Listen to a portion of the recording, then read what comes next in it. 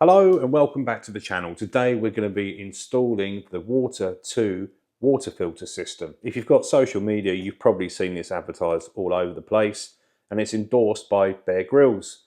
And if you can't trust a man that drinks his own urine, then who can you trust?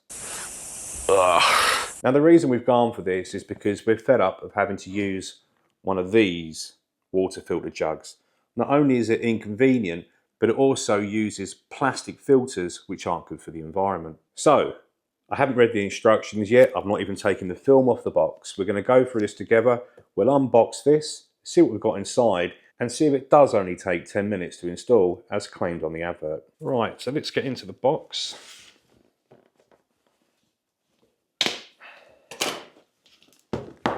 See what we've got. Now, I bought this system with the additional spare water cartridge, and I bought that because there was a deal at the time, and this effectively gives us 2 years worth of water filtration.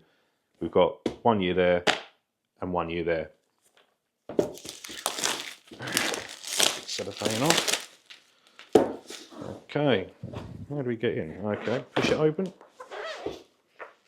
It's not a good start, can't even undo the box. Ah, there we go. Right, so inside the box we've got some instructions with a letter from Bear Grylls OBE. We'll read that later, but there's some basic instructions there. Turn off the water, unscrew the cold inlet, attach the flexis to the inlet, plug in flexis to pod 2.0 and activate the smart buzzer, which I assume goes off when it's time to change the filter.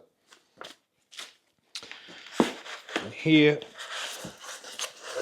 is the main water filter and this foam protective casing, and also inside we've got some water hoses to tap into our cold feed. Worth noting, you can only use this on cold feed. There's absolutely no point in putting this on a hot feed. This is not there to remove line scale from your system, it's there to improve your drinking water quality. We've got another hose here. I'm assuming this is the smart buzzer here that we had to activate by pushing that button just there. What else have we got? And we've got a nylon plastic washer and a fit in here that's also got a plastic washer in it as well, which I'm assuming is to help us tap into our cold water feed. So the first thing we're going to do now is we're going to go and turn off our cold water inlet to our house and then look at installing this system. And before we get started, it's worth noting that the water system does require you to have the water going in and out in the right direction. It's labelled here, I don't know if you can see that, it's not very clear, but it's labelled in for the inlet, so that's the cold water coming from your mains into your house, and then out is going from there to your tap. So the first thing I need to do is isolate the cold water mains feed into the house by turning the stopcock off, and then I'm going to go up to the sink and then just drain all the cold water out of the tap as much as I can, because it's probably going to make a bit of a mess under here. So that's the cold water off, and then just go ahead and drain that water out.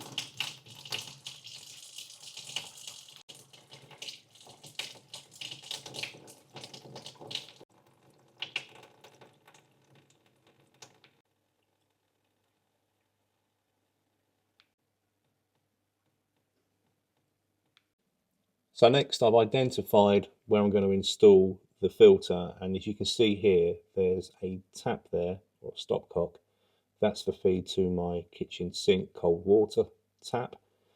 I'm going to have to disconnect where that valve is and then splice in the filter. So effectively we've got the cold feed coming in here, it will go down through the filter and then go back up to the tap fitting just there. So I'm going to need an adjustable spanner. It's also worth, if you can, getting a hose attached to this drain off valve and draining off the water pressure that's above your kitchen sink, because as you disconnect the pipe, any pressure that's built up that's upstairs in your cold pipes is going to come out. So if you don't want to make a mess, drain it off first and then do this back up again. And straight away, my feeling that this is going to take longer than 10 minutes to install has been confirmed, because I cannot get that nut undone. It is absolutely on there solid. I've tried undoing this push fit connector here to make it easier. I can't. Now I'm having to modify the plumbing.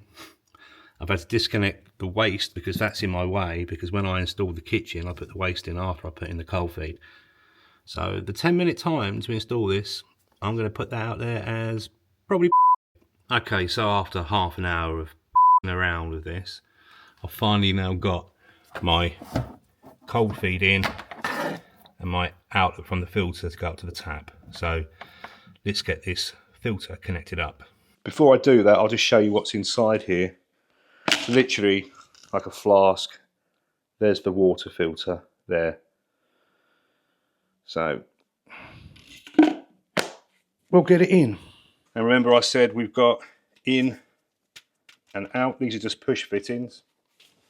So here's my in. Make sure I got it right. Yep. Push that into there. Like so. That's in there tight now. Here's my outlet to the tap.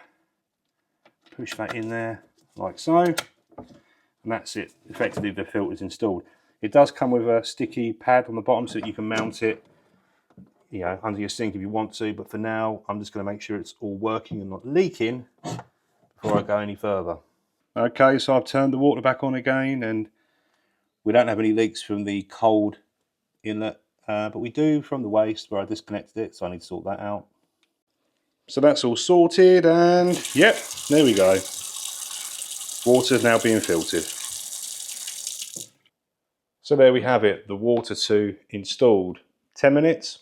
No chance. I mean, maybe in an ideal world, if you've got perfect plumbing underneath your sink and everything's accessible and easy to get to, then yeah, maybe 10 minutes. But I think that's probably taken me about an hour by the time I had to change some of the plumbing to make it easier for me to get access to. I mean, that's not the fault of the company, but just be prepared if you are going to install one of these, you might need to have some plumbing spares around, or at least make sure you've had a good look at what you're doing before you start disconnecting the water, because otherwise you could find yourself in a bit of a sticky situation. Anyway, I'm not endorsed by this company. It's just purely a video for you to see how to install it. Hope you found it useful.